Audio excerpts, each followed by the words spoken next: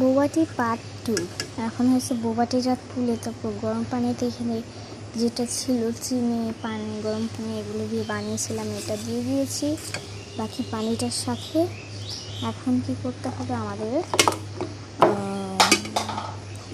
যে বোবাটিগুলো রেখেছি এগুলো দিয়ে দিব বোবাটিগুলো। আর এই রেসিপিটা কিন্তু অনেক সহজ, অনেক ইজি। এখন জাল করে নেব, তো অনেকক্ষণ জাল করতে হবে যতক্ষণ না পর্যন্ত এটার এটা ঘন হচ্ছে, ঘন হয়ে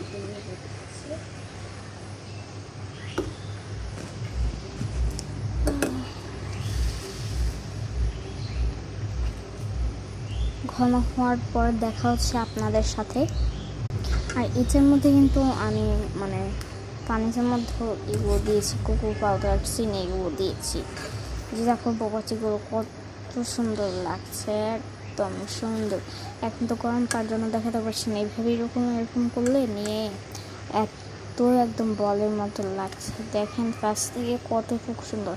আর এটা যে আমি বোবাটিটা অন্যরকম করে বানিয়েছি, যখন হালকা হালকা এরকম শক্ত এই যে বোবাটিগুলোর মধ্যে সাদা সাদা দেখা যাচ্ছে, এটাতেও অনেক সুন্দর লাগে। আজকে আমি বানাবো চকলেট বোবাটি, আবার দুধ মিল্কটাকেও চকলেট আইসক্রিম দিয়ে করব।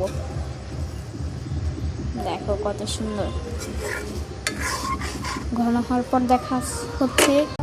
এটা হতে হতে আপনারা বাহিরের প্রকৃতির দৃশ্যটা দেখে ফিল করেন।